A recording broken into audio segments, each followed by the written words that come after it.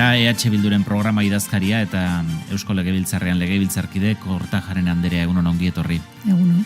Lehenengo galdetu nahi nizuke azken orduotan albiste bihurtu zaigu, Zarautzen Izalden hilketa matxista hori, emakume bat hildu, ustez 57 urteko gizonezko batek, euren artean harreman sentimentalik ez dira genero indarkeria kasu gisa ikertzen ari, baina erakundetatik indarkeria matxista gisa hartu da salaketa huze, edo hilketa huze gogoeta egiten duzu. Nei azken aldi iluzio honetan gertatzen nahi zait olako gertakarik ematen direnean, burura etortzen zaiten lehenengo gauza dela, nahikoa dela esatea ez dela ja, dagoeneko nahikoa ez. Lehen mailako edo lehen lerroko auzi politiko batetaz ari gera, indarkeria matxistaz eta oro har emakumeen kontrako indarkeriaz ari garenean, eta uste dut oraindik ere bide luzea dugula egiteko politika publikoetatik horrelako gertakarien oinarrian dagona irauli ahal izateko eta emakumeak aske, libre eta seguru bizi ahal izateko. Eta aprobetxatu nahiko nuke gaur hemen hola, herritarrei mugimendu feministak deitutako mobilizazioekin bat egin eta azkenera hilketa hau salatu eta eraila izan den emakume horren gertukoei, familikoei, lagunei, senitartekoei gure elkartasuna eta gure babes guztia helarazteko.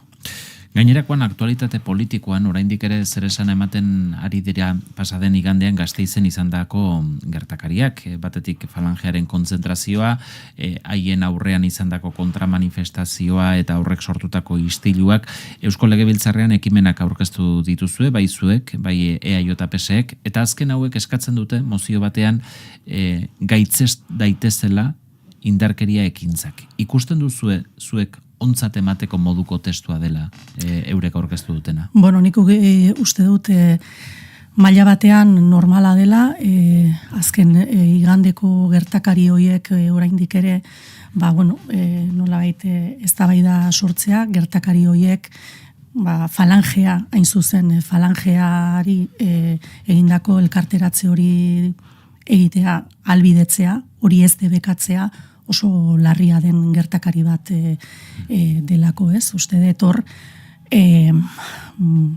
memoria demokratikoa duen herri badala gurea, eta pentsatzea falangea onera etorri daitekela nahi duena egitera, falangekeriak, fasistakeriak egitera datozela kontuan hartuta, hori gurea bezalako herri batean, uste dut ulergaitza dela. Atzo, hemen Aitor Estebanek zioen, elkarte legal baten kontzentrazioa eragoztea, ez dela erraza.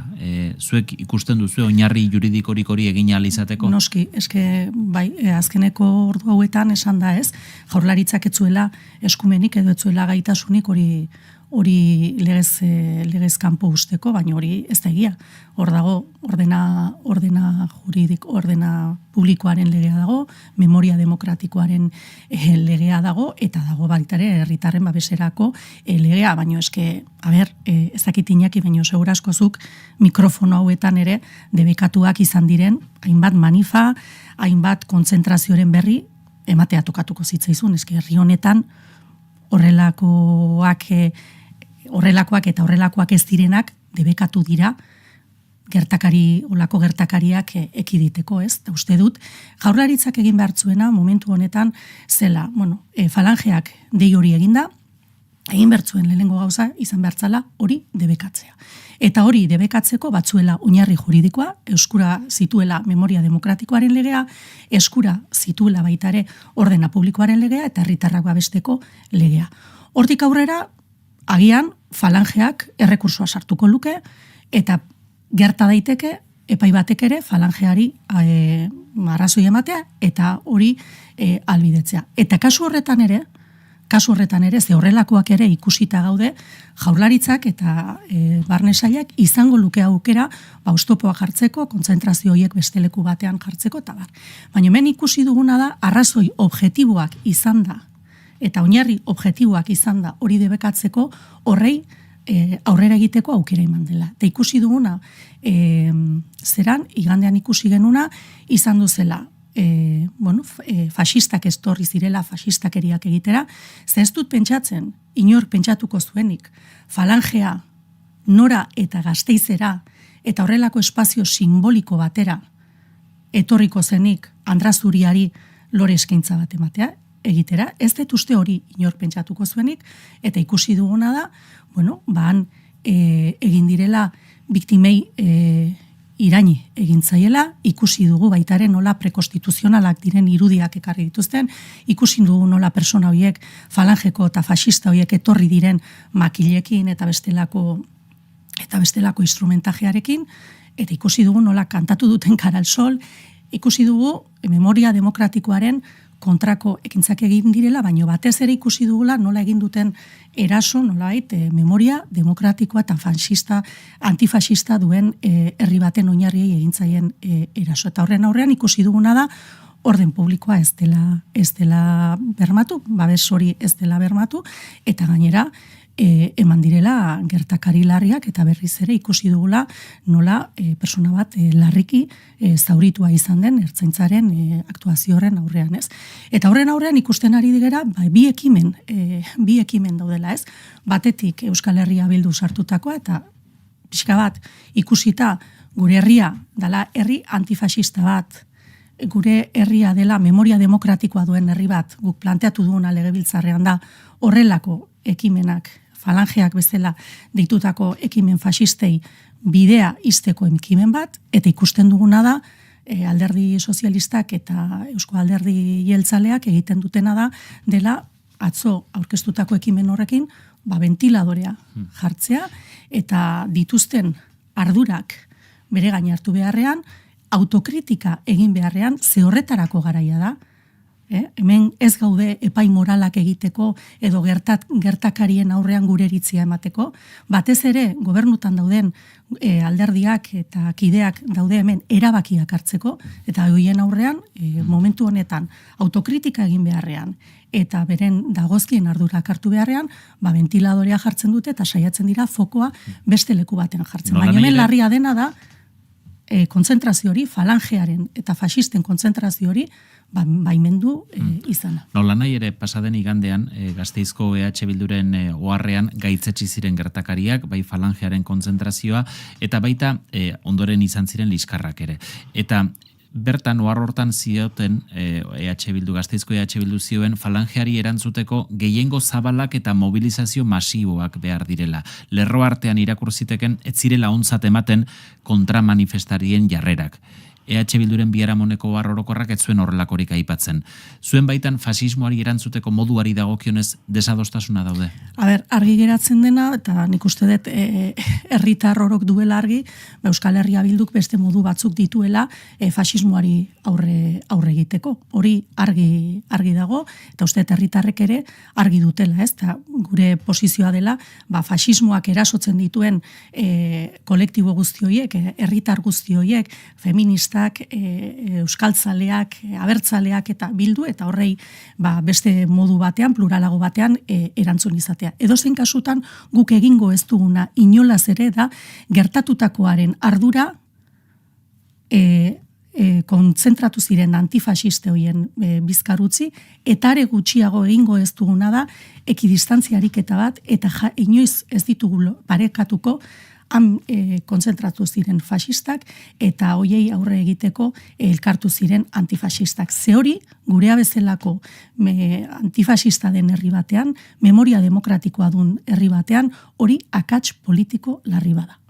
Gai aldatuta eta Eusko Legebiltzarreko gaiekin jarraituta, ondorengo asteetan enplegu publikoan hizkuntza eskakizunak blindatzeko eztabaida hasiko da Eusko Legebiltzarrean, Eusko Alderdi Jeltzaleak eta zuek ekimen bana aurkeztu duzue, elkarri ahalbidetu diozue tramitera onartu izana, behin prozesori abiatuta edukiari buruz hitz egiten hasi zarete, izan da edukian gerturatzerik?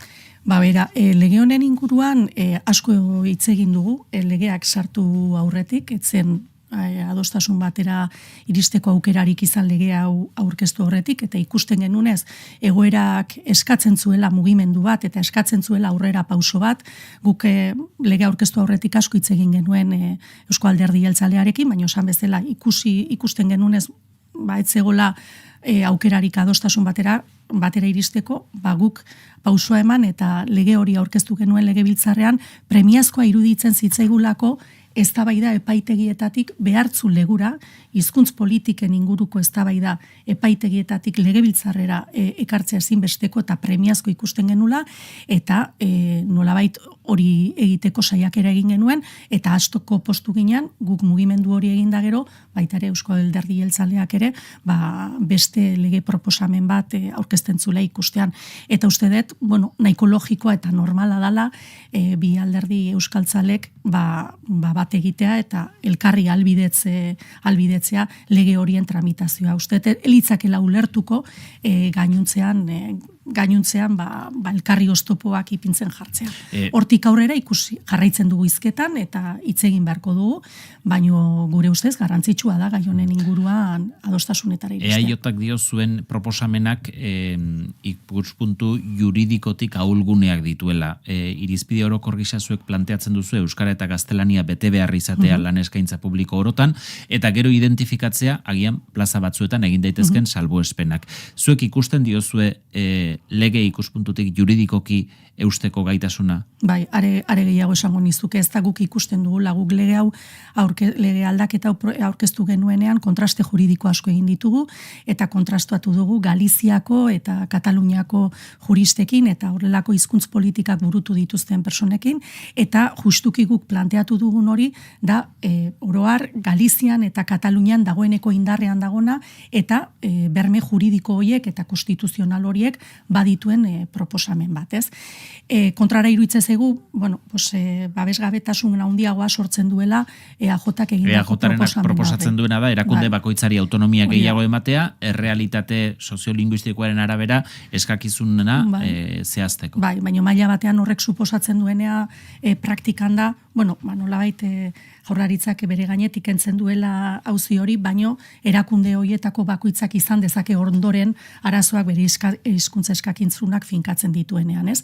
Edozein kasutan orain badugu prozedura luze bat, tramitean onartuak izan direnez bi lege prozedura hauek orain ikusi egin beharko da, ze espazio dauden, eta gure ikuspegitik, importantea litzake gai honen inguruan, ahalik eta adostasun zabalenak lortu alizatea, baino batez ere behar duguna da, ikusita ze atakan dagoen euskera, ikusita baita ere 2030era egiten diren proiektzio horiek zeintzuk diran, eta ikusita baita ere behar ditugula bestelako arkitektura juridiko berriak eraiki euskera babestu alizateko, eta batez ere bizi dugun oldarraldi juridiko horren aurrean bestelako berme batzuk eskaintzeko, hau badala garrantzitsua den eta premiazkoa den kontu bat, eta adostasunetara iristeko aukera badagola, eta ikusten dena da, hor badagola gehiengo bat, gutxienez, ez? Gutxienez hori, saiatu beharko gera hoiek zabaltzen, baino gutxienez badagola gehiengo bat,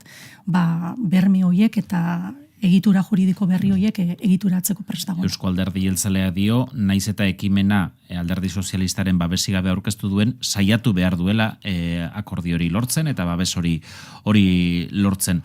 Ikusten duzue, hiru alderdien arteko adostasun bat posible gai honetan? Ikusiko dugu tramitazioak ematen duen, uste dut importantea litzakela baita ere gai honetan, adostasun zabal horiek erdi estea, baina edozein kasutan esan bezala, honek ere erakutsi duena da, legebiltzarrean badirela beste gehiengo batzuk, eta gehiengo horiek artikulatzea ere importantea izan daitekela euskerak behar duen arnaz eta espazio juridiko berri hori ere ikitzeko. Eta aurrekontuei buruz zer eskaintza egin duzuelako modu koordinatuan negoziatzeko Jaurlaritzaren aurrekontuak eta hiru aldundietako aurrekontuak bai EAJak eta bai PSek erakunde horiek gidatzen dituztenek esan dizue ezetz. Orain nola enfokatuko duzu negoziazioa? Guk uste dugu planteamendu hori oso importantea dela. Eskuartean ditugu arazo oso potoloak, eta arazo potoloiek eta erronka handi horiek eskatzen duten nolabait ez, erakunde guztitako politika publikoak alineatzea eta horretarako ditugun baliabideak ere antolatzea eta baliabide horiek norabide berdinean lerrokatzea. Uste horren adibide argiena dela etxe bizitza. Etxe bizitzan bizi dugun emergentzia habitazionalari ezin erantzun alko zaio ez baldin baditugu erakunde guztitako politika publikoak norabide berdinean lerrokatzen, ez? Ez dakit, adibidez, udalek egin dezakete lurraren erreserba estrategiko bat, baino ezingo da ezerran eraiki, baldin eta Jaurlaritzak ez baldin badu baliabideri jartzen eraikuntza horiek albidetu alizateko. Beraz, behar dugu hori alineatu. Eta uste dugu, lehen urtean egin zala planteamendu hau, eta nahiko era friboloan edo despatxatu egin zela, baina momentu honetan jarri behar dugu mai gainean berriz ere proposamen hori, ze lehengoan, begira, aurreko astean bertan kontrol plenoan hori buruz galdetzen genioz, ez aurrekontuen buruz, baino bai, udalek aurkeztu den etxebizitza kontrarreforma horrek, planteatzen den egoera horretan udalek izango dituzten finantziazio zailtasunei buruz galdetuta, Denis Itxasok berak esaten zuen, etxebizitza politika guztiak behar ditugula kolaborazio maila edo lerro horretan kokatu. Beraz, hau funtsezkoa da, egia da, Eusko Alderdi Jeltzaleak hau nahiko era harinean despejatu zuela, ikusiko dugu Alderdi Sozialistak ez dakitain modu gordinean despejatu zuen, baina ikusiko dugu datozen astek ere ematen duten, baina lehenik eta behin uste dugu egin behar dela planteamendu horiek eta aztertu egin behar dela. Nola nahi ere, guztietarako batera negoziaziorik ez, egia da diru gehiago egongo dela. Aste honetan Finantzen Euskal Kontseiluak esan du, orain arte baino diru gehiago izango dela, 20.000 milioi eurotik gora bildu dituztelako lehen aldiz Arabako, Bizkaiko eta Gipuzkoako foru ogasunek, aurrekontu zabalagoak izango dira, horrek partidak adosteko tarte gehiago eman dezake? Ez dakitze, hori urteroko iragarpen berdina da. Urtero dira aurrekontu handienak, urtero dira, begira, guk kurso politikoa hasi genuenean, esan genuena zan, Pradalesen lehenengo ikasturte politikoa eta gero, eta ikusita gobernu berri bat zela, eta planteatzen zela nolabait egiteko beste modu bat, edo gutxienez hitzetan, momentu honetan erakutsi bertzela ikusi bergenuna zan, zeintzan Pradalesen gobernuaren propositoa, ez? Zertara? Zein zen gobernu hau zertarako edo ari den lanean, ez? Eta egia da, politika orokorreko plenoan, ez genula asmatu hori ikusten, ez genuen ikusi, baina aurrekontuetan ere hori ikusi beharko da. Diru gehiago baldin badago, zertarako bideratu nahi da. Zegero, jasotzen dira oso mezu deigarriak, ez? Batetik esaten da, garai ilunak etorri daitezkela, baina era berean ikusten ditugu EAJ-ko kideak esanez aurrekontuen inguruan hitz egin daitekela edonorrekin.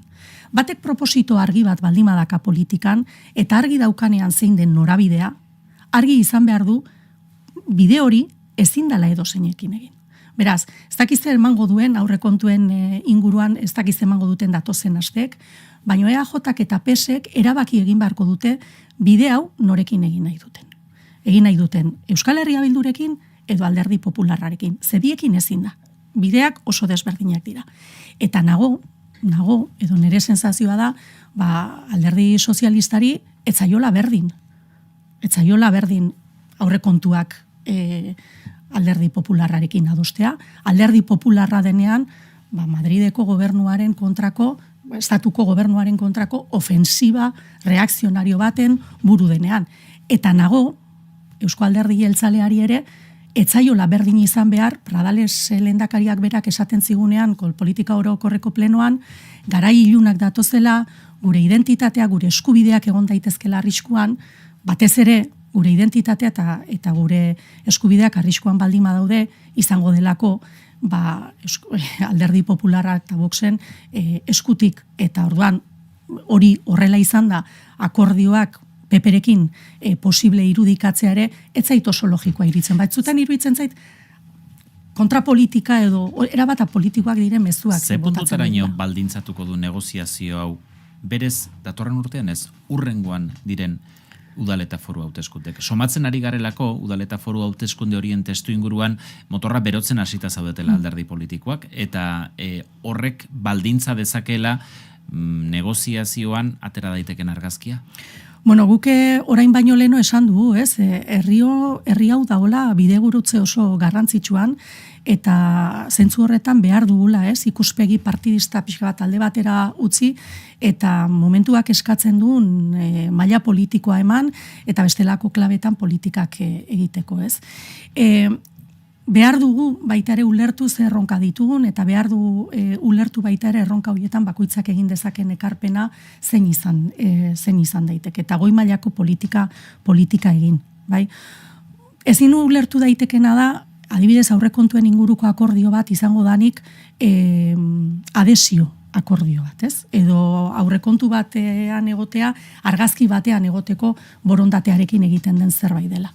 Hemen, uste eta azkeneko denbora luze honetan, eta herritarrak ere horrela esaten ari gera, inkesta guztietan ikusten da, identifikatzen dira arazo oso garrantzitsuak, tartean adibidez etxe bizitzarena, eta behar dugu danak kolaborazio klabetan kokatu, hoiei erantzun ahal izateko. Eta horrek eskatzen du gainditzea ikuspegi partidista horiek, eta benetan klabe horietan aritzea eta ulertzea akordietari iristeko bakoitzak mugitu egin behar duela. Ze bestela adibidez Pradalesen kasuan, baditu gaingo nahikoak, desberdina da, Gipuzkoa edo Arabaren kasuan. Jaurlaritzaren kasuan osasun sailaren inguruan galdatu nahi nizun, ari dira mugimendu batzuk ematen, esate baterako berriki aurkeztu dute mediku postuak zailak, betetzeko zaila diren mediku postuetarako lan eskaintza publiko berri bat, lehen arretan psikologoak iragarri dituzte, pasaden astean iragarri zuen Pradalese kontrol saioan baita ere abortuak osasungintza publikoan egingo direla datorren urtetik aurrera.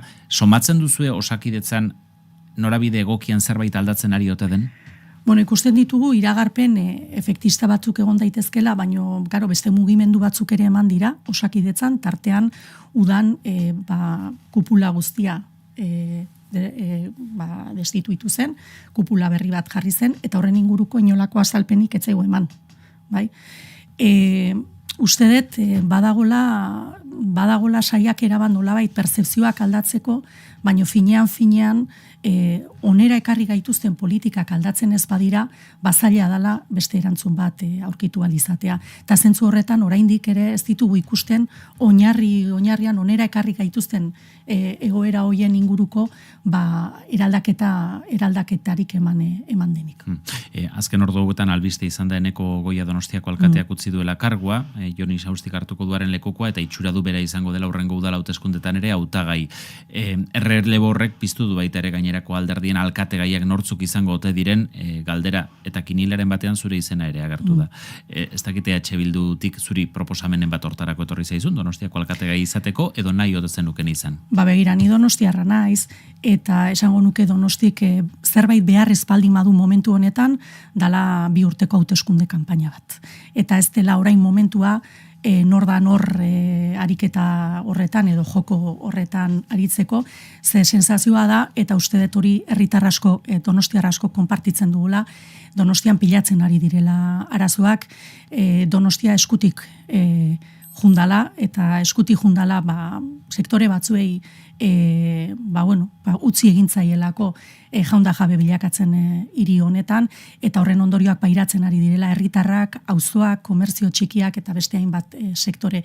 Eta zentzu horretan iruditzen zait badala momentua herri honek, hiri honek bestelako politika batzuk behar ditula eta horietan zentratzeko, eta ez hainbeste 2 urteko hauteskunde prozesu luze bat. Atzolon orain ere Itorra Estebanek esaten zigun Gipuzkoan izango dela lehia estua, eta hurrengo hauteskundetan gogor borrokatuko dutela, serio hartuko duela berak erronka hau. EAJaren eta EH Bilduren joko zelaia Gipuzkoa izango da batez ere? Bueno, ez denet, guk jarraituko dugu orain arte bezala, Gipuzkoarrei, Bizkaitarrei, Arabarrei eta gainontzeko, Euskal Herriko gainontzeko kidei gure politika publikoak eskaintzen, alternatiba bat eskaintzen, ze hori erakutsi dugu, gauzak egin daitezkela bestera batean, eta erakutsi dugu baita ere politikan egon daitekela beste modu batean, ulertu daitekela politika beste modu batean, eta batez ere, esango nuke Euskal Herria Bilduk zerbaitetan asmatu badu, da herritarrak dituzten frekuentzia horretan, kezken frekuentzia horretan kokatzen eta hoiei erantzuna ematen, ez? Eta ez bestelako kontu batzutan zentratzen. Eta horretan jarraituko dugu leian, edo ez leian, baina guk egingo dioguna da, gure eskaintza eskainiko diogu herri honi zintzotasun guztiarekin, eta zentzu horretan arituko gara, orain arte bezala datozen ziklo elektoral guztietan. Nerea Kortajarena, EH Bilduren legebiltzarkide eta programa arduraduna. Eskerrik asko gaur Euskadi Irratira etortzeagatik. Zuei mila esker. 9 jo berri dira.